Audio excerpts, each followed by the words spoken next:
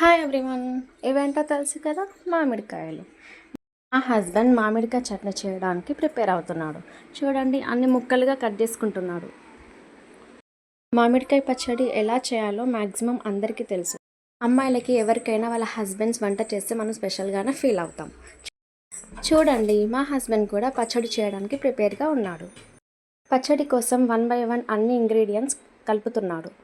ముందుగా ఆవపొడి వేశాడు. తర్వాత వెల్లుల్లిపాయలు వేస్తున్నాడు.